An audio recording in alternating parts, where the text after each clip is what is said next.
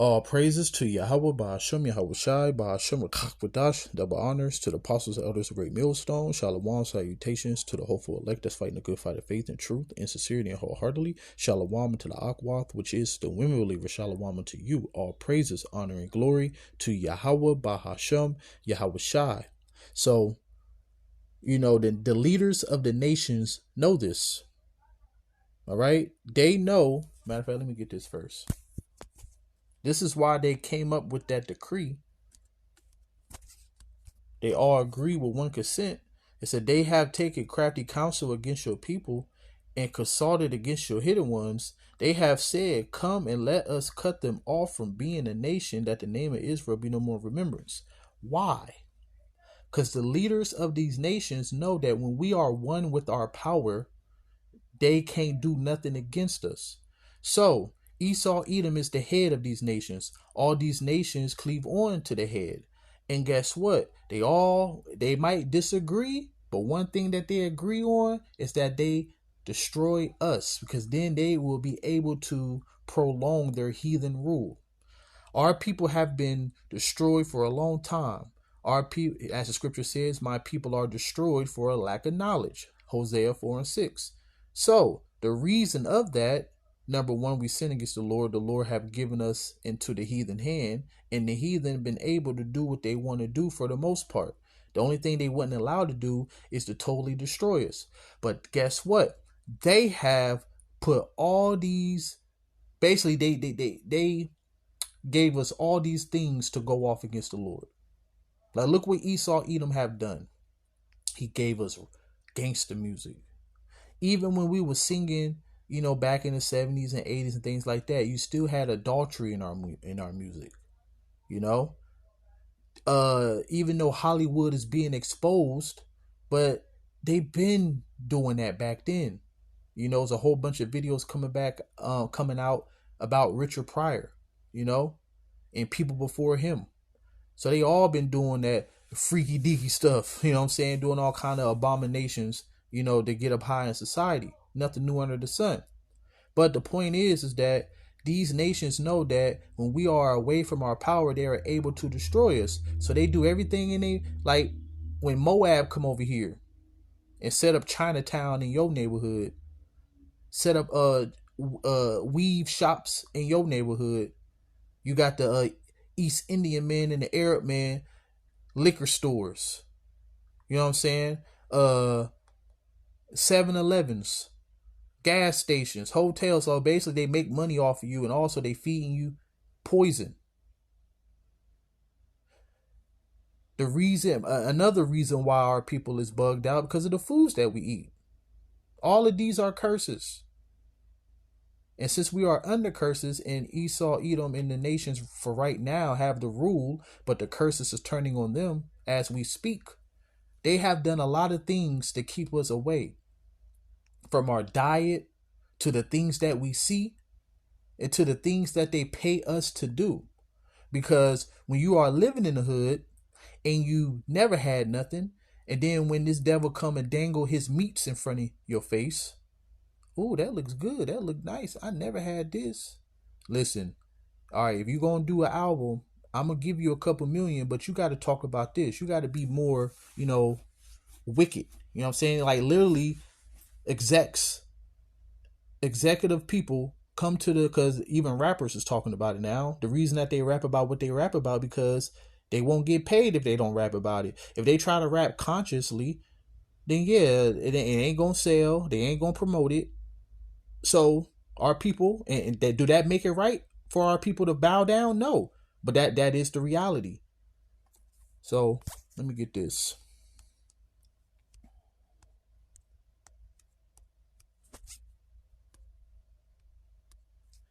This is the beautiful Judith, all right? She was so fine that people would be in war, and she walked past, people would stop. Imagine, swing, swing, swing, bing, bow, pow, boom. You know what I'm saying? And them noises was punches thrown, okay? So, and the swing, swing, swing is the swords, all right? So imagine that happening, and she walked by, and people just stop. That's actually in the scriptures. I just don't remember where it's at right now. But it said, and whiles they sin not, talk about the Israelites, before their power, They prospered because the Most High that hateth iniquity was with them. But when they departed from the way which he had appointed them, they were destroyed in many battles very sore, and were led captives into a land that was not theirs. See? And the temple of their power was cast to the ground, and their cities were taken by the enemies. And that the beginning of that was with the Babylonians. But now are they returned to their power, and are come up from the place where they were scattered, and have possessed Jerusalem, where their sanctuary is, and are seated in the hill country, for it was desolate. Now therefore, my lord and governor, if there be any error against this people, and they sin against their power, let us consider that this shall be their ruin. Let us go up, and we shall overcome them. All right, so this is the heathen knowing this, that if we are in sin, they know that they can come up and overcome us. But if there be no iniquity in their nation, let my Lord now pass by, lest their Lord defend them, and their power be for them, and we become a reproach before all the world. So the nations know, when we with our power, leave them alone. When we ain't with our power, let's get their ass. So this is what the nations know, man. And then when it says, let their name be not remembered, it's not talking about the name Israel. It's talking about the reputation, fame, and glory of us. Cast that out of the earth. Tell them that they African American. Tell them that they are Latino. Tell them that they are Indian. All right? Tell them that we civilized them when we brought them over here. That's the things that you've been taught until the truth came out. So they did a good job, but they didn't remember. Matter of fact, they can't even comprehend it, but they forgot about the Holy Spirit. They forgot that it was going to be a time where the Lord was going to lift up our captivity. He was going to give us gifts in captivity. I have led captivity captive and gave gifts unto men. That's in Ephesians 4:7 and verse 8. So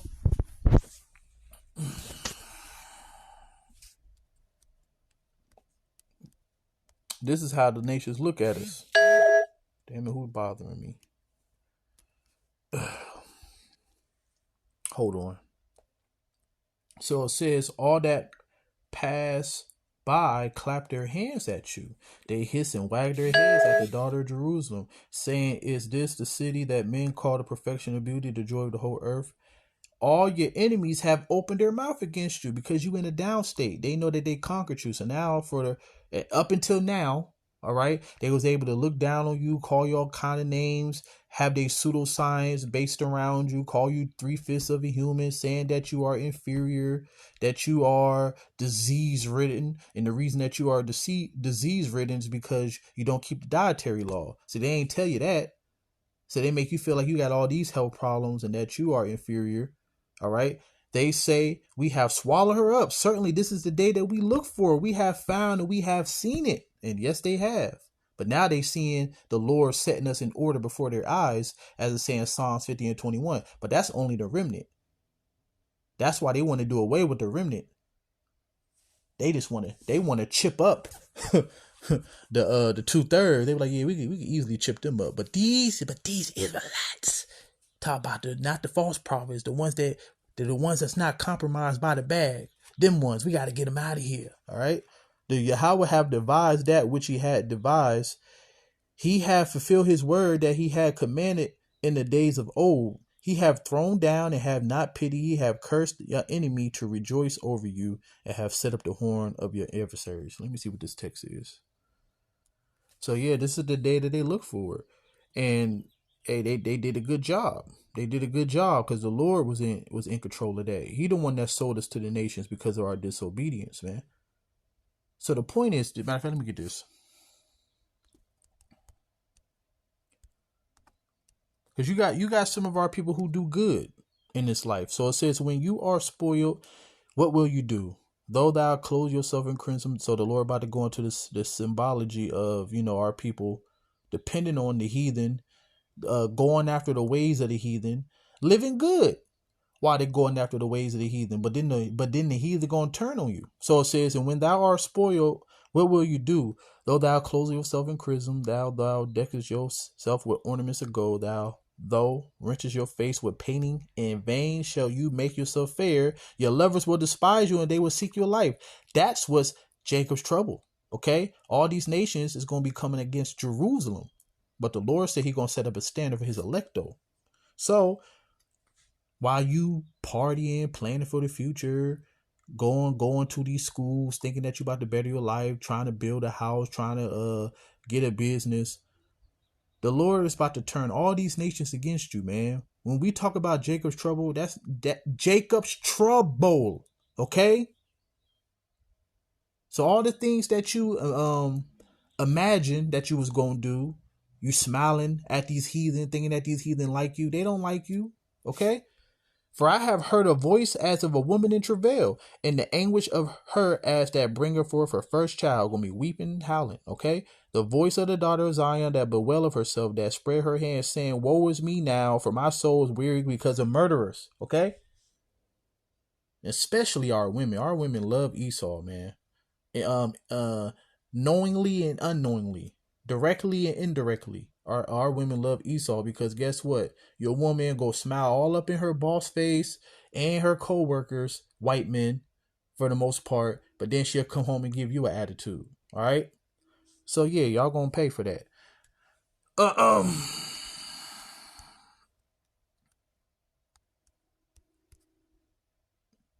So it says, woe unto them that give his neighbor drink. All the things that I named in this video, you know, they gave us our black culture. I always say they gave us 40 ounces. They gave us crack. They gave us heroin. They put all this stuff in our neighborhoods. They allowed all these heathen to come into our neighborhoods and feed us poison. And then we have to literally go to their stores, you know, and then they make money hand over fist over us.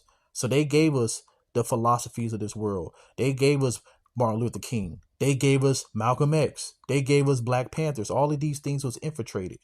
All right. And guess what? None of those dealt with Yahweh Ba'ashem Yahweh Shai. So they made you drunk. They made you naked. And naked means to be without the Lord. And when you're naked, you don't have no covering of the Lord, which means that you're open. You gave your neighbor drink, that putteth your bottle to him, and maketh him drunken also, that you mayest look on their nakedness. All right. So now, you know, until now, all these centuries, they was able, because when you go to Revelation, let me just get this straight to the point.